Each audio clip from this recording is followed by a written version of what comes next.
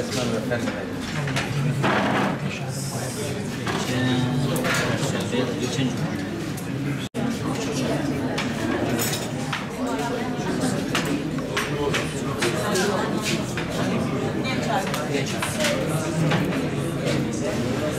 gönülden yara alan, belki yıllar geçse silinemeyecek acıların yaşandığı bir ilçemiz. Tabii siz maddi bir hasarı tamir edersiniz ama gönüllerde yıkılan, tahrip edilen hasar onarmanız mümkün değil. Bu yılları alır, yıllara sari olur. Onun için sizin buraya gelişiniz, gönüllerdeki bu hasarın belki cüz'i de olsa, belki yüksek miktarda olsa, oranını bilmiyoruz, tamir edilmesi oranında noktasında atılmış çok önemli, çok güzel bir adım. Evet, gerçekten çok üzüldüğümüz olaylar oldu.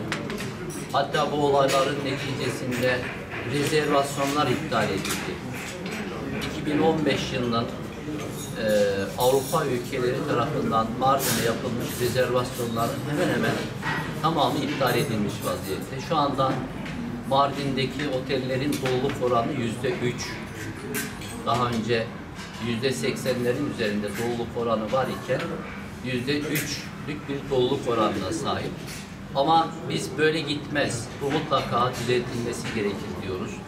Mutlaka cesur adımların atılması gerektiğine inanıyoruz. Onun için Milli Eğitim Bakanlığımız bundan 15 gün önce bakanlığımızın üst düzey bürokratlarıyla beraber, bakanımızla başta olmak üzere müsteşarımız, Mardin ilinde 23 il Milli Eğitim Müdürü'yle çok önemli bir adım attı. Burada bir toplantı yaptı. Büyük bir organizasyonu gerçekleştirdi. Hemen onun arkasından İstanbul Esenyurt Belediye'mizin, başkanımızın böyle bir girişimi bizim için gerçekten bizi onurlandıran, bizi yüreklendiren bir adım. Onun için başkanımıza çok teşekkür ediyorum. Bu adım çok önemli. Tabii başkanımızın ilçemize kazandırdığı kitapla ilgili söylenecek çok güzel şeyler olabilir ki bu tabii törende de söylenecek. Bunları saatlerce konuşsa bitmez kitabın önemiyle ilgili. Ama en önemli şey burada bizimle birlikte beraber olup cesur bir adım atmanız, bizimle beraber olmanız inanın bizi yüreklendirdi. Başkanımıza gönülden sevgimizi, saygımızı iletirseniz başkanım çok mutlu oluruz. Ayrıca bu kitabın bağışlandığı okulun özel bir önemi var.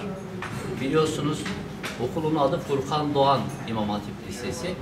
Bu okulu biz Gazi İbo'ydu. İbo'dan dönüştürdük. Dönüştürürken İmam Hatip'e, kız İmam Hatip olarak dönüştürürken Mavi Marmara'da şehit olan Furkan'ın ismini vermeyi düşündük. Ve Furkan'ın babasıyla irtibata geçtik. Babası kabul etti. Ona ayrıca teşekkür ediyoruz. Bu okul dünya çapında özgürlük mücadelesi vermiş. Dünya çapında zulmün, haksızlığın yaşandığı bir ülkeye karşı sivil itaatsizliği sembolize eden genç, delikanlı, civan gibi bir mert gencin ismini verdik biz buraya.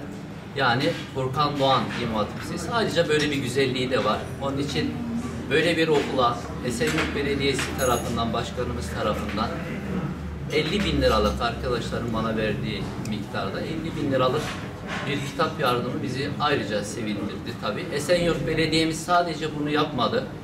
Daha önce Süleyman Solhan İmam Hatip Lisemiz için de inşaatı yarım kalmıştı.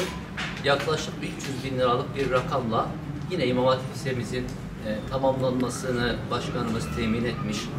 Bundan sonra da biz Esenyurt Belediye'mizin, belediye çalışanlarımızın Mardin'e, Kızıltepe'ye desteğinin devam edeceğini inanıyoruz.